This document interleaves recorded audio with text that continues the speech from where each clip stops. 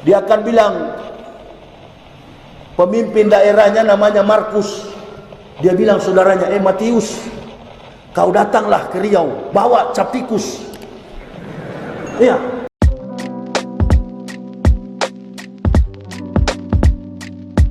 Shalom alaikum, selamat datang kembali di channel ini guys. Kali ini saya akan membahas kembali Ustadz Yahya Walloni, yang mana Ustadz ini memang selalu kontroversial. Soalnya kalau nggak kontroversial guys, nggak makan nanti dia nggak ngebul dapurnya.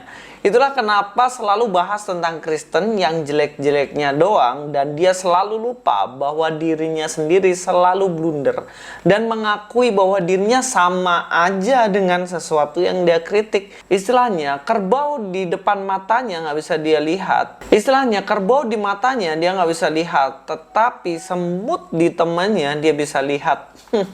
Itulah Yahya Walloni. Kita langsung aja nonton videonya guys. Dia akan bilang, pemimpin daerahnya namanya Markus. Dia bilang saudaranya, Matius, kau datanglah ke Riau, bawa cap tikus. Iya. Dia pakai nama-nama Kristen ya, jelas lah Markus dan Matius, nama apa lagi ya, pasti nama Kristen gitu loh. Dan itu diambil sama dia, untuk apa? Untuk menunjukkan bahwa orang Kristen itu buruk. Karena apa? Markus telepon saudaranya yang Matius suruh bawa cap tikus. Tapi saya yakin 1000% ini omong kosongnya dia aja. Mungkinkah di Riau dipimpin oleh seorang Markus yang punya adik nama Matius? Ini jelas ngarang banget. Ya untuk apa sih? Sebenarnya untuk menunjukkan bahwa di Kristen tuh jelek. Karena bawa cap tikus pasti ujung-ujungnya mabuk. Kan gitu kan? Kalau kita lihat dari narasi yang ingin dibangun oleh Yahya Walloni ini. Tapi tahukah kalian bahwa setelah dia ngomong kayak gini, mungkin dia lupa ingatan atau pikun bagaimana, kemudian dia menunjukkan bahwa dirinya ya nggak lebih baik dari Matius dan Markus itu.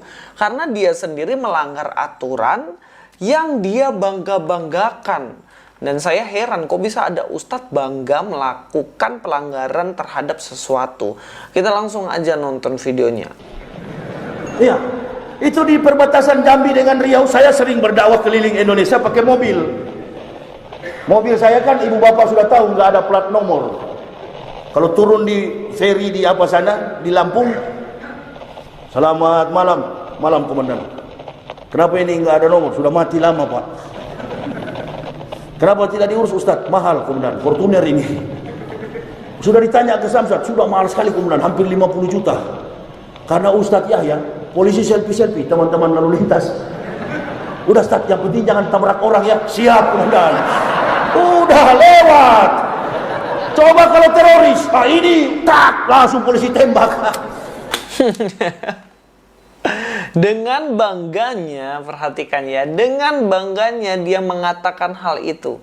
Dia platnya mati, pajaknya nggak dibayar, alasannya mahal, tapi ujung-ujungnya apa? Nggak mau bayar. Dan dengan bangganya bisa lolos dari polisi, itu bangga seperti itu.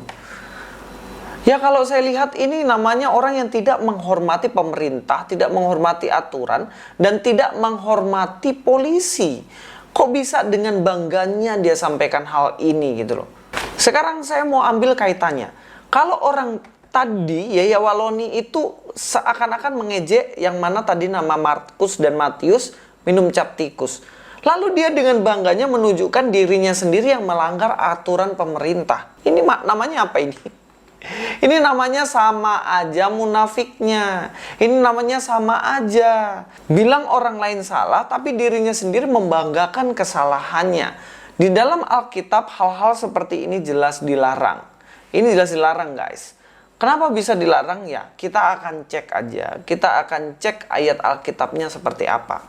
Dalam Matius 7, dikatakan ayat 1, jangan kamu menghakimi supaya kamu tidak dihakimi. Karena dengan penghakiman yang kamu pakai untuk menghakimi, kamu akan dihakimi, dan ukuran yang kamu pakai untuk mengukur akan diukurkan kepadamu. Saya harus lihat di sini berkaitan dengan hidup seseorang ya. Seperti Yaya Waloni. Yaya Waloni menghakimi orang yang tadi membawa cap tikus. Dan kemudian dia sendiri membanggakan dirinya yang melakukan kesalahan. Ayat 3, mengapa engkau melihat selumbar di mata saudaramu, sedangkan balok di dalam matamu tidak engkau ketahui? Apa maksudnya selumbar di sini? Selumbar itu sesuatu yang kecil di mata saudara kita, kita bisa lihat. Tetapi balok yang besar tuh di mata kita, kita nggak bisa lihat. Itu yang dimaksud dalam ayat ini. Bagaimana Yaya Waloni ini melihat hal kecil yang dilakukan oleh nama Markus dan Matius yang dia karang tadi supaya bisa menyudutkan orang Kristen. Tapi dia sendiri nggak sadar bahwa balok di matanya yang melanggar aturan tadi, nggak bayar pajak dan dengan bangganya nggak ada plat itu, dia bangga-banggakan dan dia nggak tahu kalau itu salah. Coba bagaimana ini? Bagaimana engkau dapat berkata kepada saudaramu, biarlah aku mengeluarkan selumbar itu dari matamu, padahal ada balok dalam matamu. Bagaimana Yaya Waloni ini mau membuat orang yang minum cap tikus itu bertobat kalau dia sendiri bangga melakukan dosa dan kesalahannya?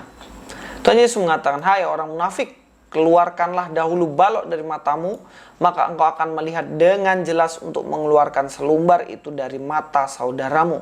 Orang-orang yang begini, bertobat dulu lah ya Waloni. Berhenti bicara kotor, berhenti langgar aturan, melawan pemerintah dengan bangganya seperti itu, baru mengeluarkan yang tadi dari saudaramu itu, dari orang Kristen itu, supaya mereka nggak minum. Ketika saya mengatakan hal ini, bukan berarti saya membela saudara Kristen yang melakukan mabuk-mabukan. Tidak, itu adalah perbuatan yang berdosa.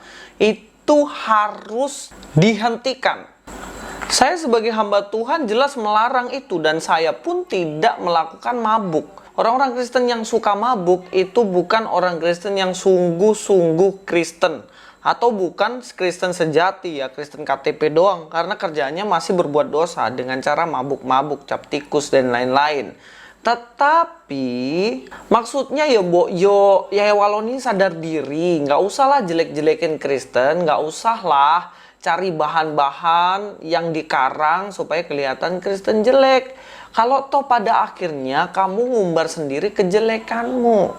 Perbaiki diri sebagai seorang mualaf, belajar baik-baik Al-Quran, belajar baik-baik akhlak yang dimiliki sesuai dengan Al-Quran, supaya hidupmu itu menjadi teladan dan contoh bagi orang. Sebagai hamba Tuhan, kita itu harus menjadi teladan bagi orang lain. Kayak saya bisa menegur anak-anak, bilang kamu jangan merokok, kamu jangan minum karena itu tidak baik untuk kesehatan. Saya bisa bilang begitu kenapa? Karena saya tidak merokok dan tidak minum minuman keras. Lah ini Yahya Waloni mau nasihatin orang Kristen, dianya sendiri ngelanggar-langgar aturan mulu. Kan nggak lucu nih guys. Nasihatilah jemaahmu. Nasihatilah jemaatmu yang baik, jangan kasih teladan yang buruk. Bilang ke jemaatmu itu, bayar pajak yang teratur, taat kepada pemerintah, jangan melanggar aturan. Kalau salah bertanggung jawab, bayar tilang, begitu loh. Itu nasihat yang baik. Bukan malah, saya lolos dari tangkapan polisi, plat saya nggak ada, pajak saya belum bayar. Untuk apa mobil Fortuner nggak bisa bayar pajak, kan gitu guys. Dalam Alkitab juga dikatakan bagaimana cara kita menghormati Tuhan adalah dengan menghormati pemerintah yang ada, peraturan-peraturan yang ada. Misalnya kita mau menghormati Tuhan, tetapi kita selalu menerobos lampu merah. Itu tentunya kita tidak menghormati Tuhan, apalagi dengan label kita. Sebagai orang Kristen, mari kita menjadi orang Kristen yang takut Tuhan, yang menghormati pemerintah dan melakukan setiap peraturan yang ada di Indonesia ini. Sampai di sini saja dulu. Luis Prasetyo, God be with you all.